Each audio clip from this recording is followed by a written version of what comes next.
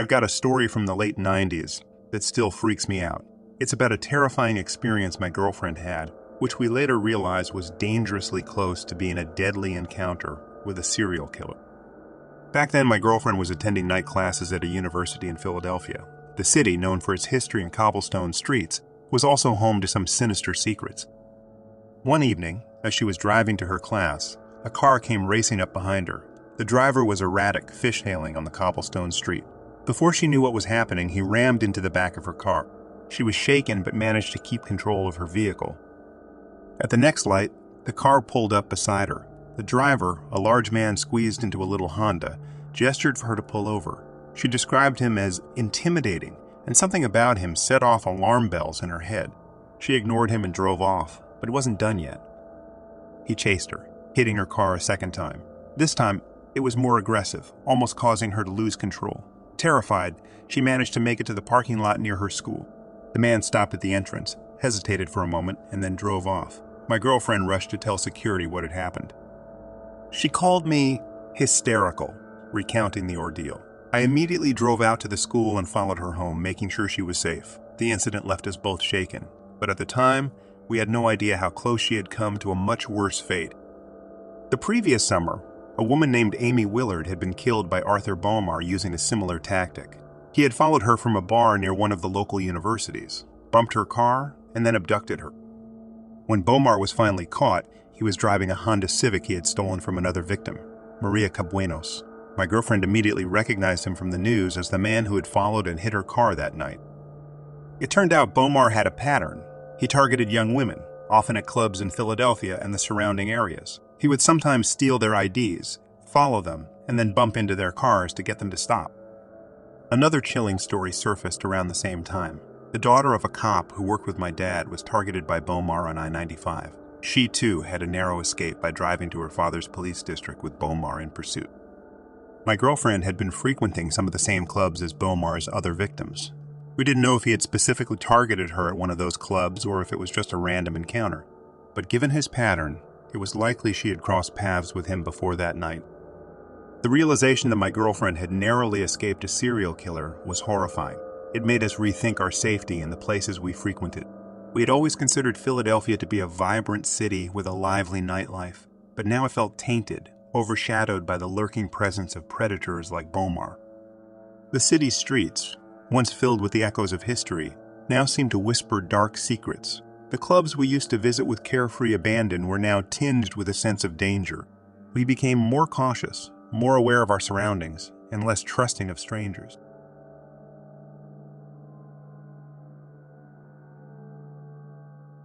When I was a kid, my aunt, an avid nature lover, decided to take us to Yosemite. She lived in San Francisco, and the idea was to swap cityscapes for the breathtaking beauty of the park. We were all excited, especially since she planned everything down to the last detail. We were to stay at the Cedar Lodge, a charming motel known for its proximity to the park. Cedar Lodge was quaint, nestled in the wilderness, the kind of place that postcards are made of. Across the highway was a restaurant, a convenience store, and a few other establishments I vaguely remember. One evening, we dined at the restaurant. The food was exceptional, a delightful contrast to our daytime adventures. Our waiter was a standout, a friendly guy who joked around with me about my dinner choices. He had a way of making everyone feel at ease, a true embodiment of hospitality. My uncle even encountered him again the next day at the convenience store where he was selling lottery tickets. They chatted briefly, and my uncle later commented on how genuinely nice the guy seemed. Life went on, and the memories of Yosemite became sweet snapshots of a family trip. But then, a few weeks later, everything changed. My aunt called my grandmother in a frantic state. The news was shocking, the kind that makes your heart drop to your stomach. That friendly waiter, the one who had served us and sold lottery tickets to my uncle, was a murderer. His name was Cary Stainer, and he had been targeting women staying at Cedar Lodge. It turned out we were there during his killing spree, sharing space with a monster in disguise. The revelation was bone-chilling. The realization that we had interacted with him, that my uncle had stood face to face with a killer, was horrifying. It's one thing to read about serial killers in the news, but it's entirely different when you discover you've been in the presence of one. My mind raced back to those moments at the restaurant and the convenience store. His smile, his jokes, the casual banter, it all seemed so normal, so harmless, How could someone capable of such heinous acts blend in so seamlessly? I remember looking back at the photos from the trip. There was one of us at the restaurant smiling, the very picture of a happy family on vacation. But behind those smiles was an unsuspected darkness, a danger we were blissfully unaware of. The news of Stainer's arrest and the details of his crimes cast a dark shadow over our memories of Yosemite. The park, once a symbol of natural beauty and tranquility, now held a sinister secret in its depths. I couldn't help but think about the victims, about how their families' lives were shattered in a place where they sought peace and adventure.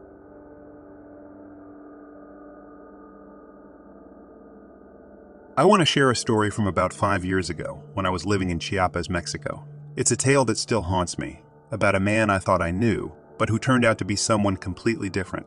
This is the story of Charlie, the American tennis instructor with a dark secret. Back then, my brother and I were regulars at a local country club in Chiapas. We'd go there for tennis lessons and to play a few matches. It was a vibrant place, a little oasis where locals and expats mingled. That's where we met Charlie. Charlie was an American, a volunteer tennis instructor at the club. He was there every morning like clockwork, always with his wife and 2 young kids. His son, barely 3, was already showing promise with a racket, and his daughter, around 6, was winning kids' tournaments. Charlie was friendly, charismatic even. He'd play with us, offer tips, and share laughs. His family seemed close-knit and happy. They were the picture of an idyllic expat life. But one day, Charlie stopped showing up at the club. It was sudden and without explanation. At first, we thought maybe they had gone on a trip, but as the days passed, his absence became more and more conspicuous. A week later, the shocking news hit us. One of Charlie's neighbors, troubled by a foul smell, had discovered the bodies of Charlie's wife and kids in their house. They had been dead for a week. Charlie was nowhere to be found, apparently on the run. The club was in a state of disbelief. How could the friendly, jovial Charlie we knew be capable of something so monstrous? The atmosphere at the club turned from one of camaraderie to one of unease. Conversations were hushed, and the tennis courts felt empty without the sound of Charlie and his kids. A month later, another piece of the puzzle emerged. Charlie's body was found in a hotel room in Guatemala. He had taken his own life. The news sent ripples through our community. But that wasn't the end of the story. It turned out Charlie was an ex-cop from Alaska, wanted for the murder of a woman in Las Vegas. He had fled to Guadalajara, where he met his wife. Her family later reported her as kidnapped, but it seemed they had just moved to Chiapas to start a new life. The more we learned about Charlie, the more surreal it became. I remembered the times I played tennis with his kids, how he taught them with patience and a smile. How could this same man be a murderer, a kidnapper, a fugitive?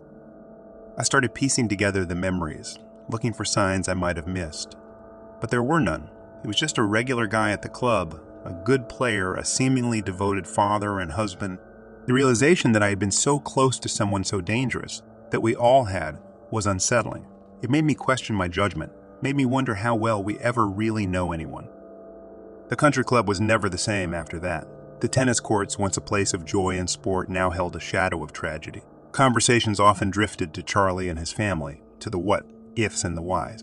But no answers would ever satisfy the haunting questions his actions left behind. To this day, I think about Charlie and his family, about the dark secrets hidden behind a facade of normalcy.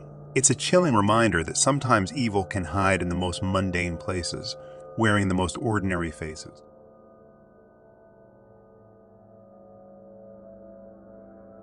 There's a story I need to share, one that's been burning in my memory since the haunting summer of 2006. Back then, Phoenix was a city gripped by fear, a community on edge, and I was right in the middle of it.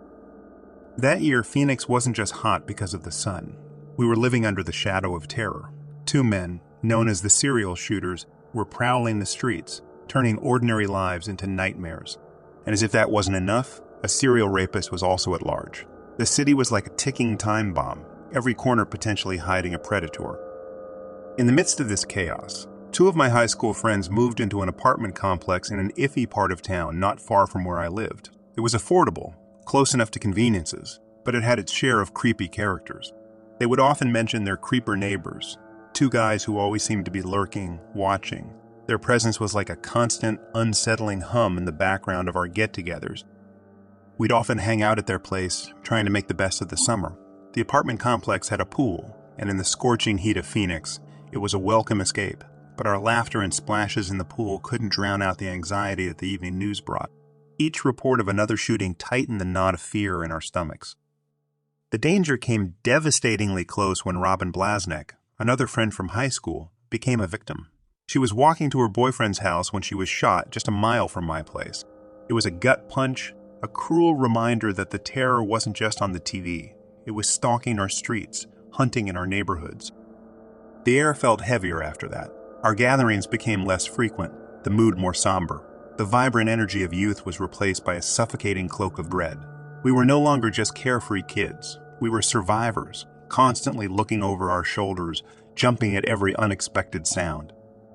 Then, 4 days after Robin's death, I encountered a scene that's etched into my mind forever. I was heading over to my friend's apartment when I was met with a frenzy of police activity and news crews swarming the complex.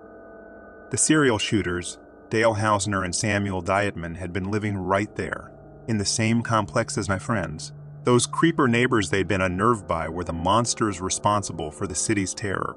I stood there paralyzed as they were hauled away in handcuffs. The realization hit me like a ton of bricks. We had been unknowingly living, laughing, and swimming mere yards from evil incarnate. Seeing them being led away, the same men we'd casually speculated about while sipping beers by the pool, sent a shiver down my spine. It was a surreal, horrifying moment. The faces of evil were no longer anonymous. They were familiar, almost ordinary, and that made it all the more chilling. The weeks that followed were a blur. We were left with a haunting mixture of relief and paranoia. Relief that the killers were caught, but a lingering paranoia about the unseen dangers still lurking around us. The carefree spirit of our youth was lost that summer, replaced by a wariness that lingered long after.